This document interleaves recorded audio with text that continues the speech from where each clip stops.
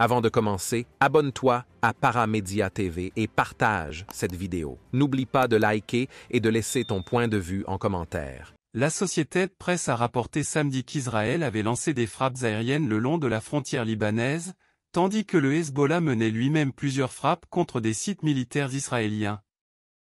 L'un de ces sites israéliens, connu au Liban sous le nom de Jal al-Alam, a été touché par 2 gros missiles Burkan, selon la paix.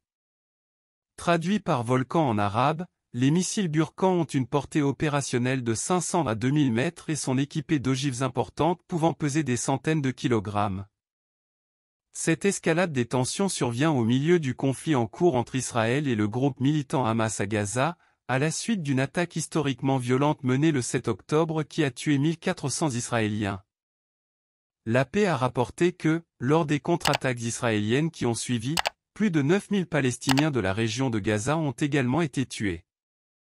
Le Hamas et le Hezbollah, notamment, sont considérés comme des alliés et sont tous deux désignés comme organisations terroristes par les États-Unis. La veille des frappes de Burkan, le chef du Hezbollah, Hassan Nasrallah, a affirmé que le groupe était engagé dans un conflit d'une ampleur sans précédent avec Israël le long de sa frontière avec le Liban, et qu'il était prêt à intensifier davantage le conflit à tout moment.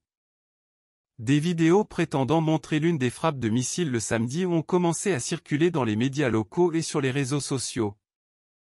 Un clip notable publié sur X, anciennement Twitter, montrant une frappe entraînant une explosion massive et un panache de fumée qui l'accompagnait, a été contesté, les premiers rapports affirmant qu'il s'agissait d'une frappe du Hezbollah, tandis que d'autres affirmaient qu'il s'agissait d'une frappe israélienne.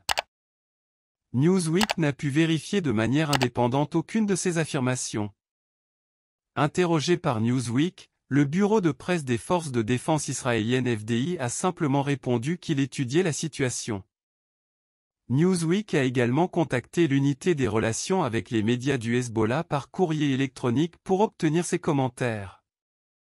Vendredi, Nasrallah a fait sa première apparition télévisée depuis la reprise du conflit entre Israël et le Hamas, prononçant un discours dans lequel il a mis en garde les États-Unis contre leurs efforts visant à prévenir un conflit plus large dans la région.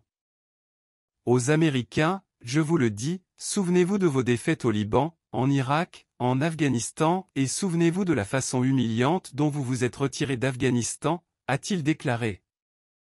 Aujourd'hui, Américains, je vous le dis, ceux qui vous ont vaincus au Liban au début des années 80 sont encore en vie, et avec eux nous avons aujourd'hui leurs enfants et leurs petits-enfants. Le discours a été considéré comme un échec par beaucoup dans la région, qui espéraient que le Hezbollah fasse davantage contre Israël, Nasrallah réitérant le soutien de son groupe aux Palestiniens et au Hamas et appelant à un cessez-le-feu à Gaza. La profondeur de la déception de ceux qui veulent que le Hezbollah fasse davantage contre Israël est le reflet de l'impatience qui a précédé le discours de Nasrallah. Pour eux, le discours de Nasrallah n'a pas tenu ses promesses, a déclaré Firas Maksad, chercheur principal et directeur de la sensibilisation. Abonne-toi à Paramédia TV et partage cette vidéo. N'oublie pas de liker et de laisser ton point de vue en commentaire.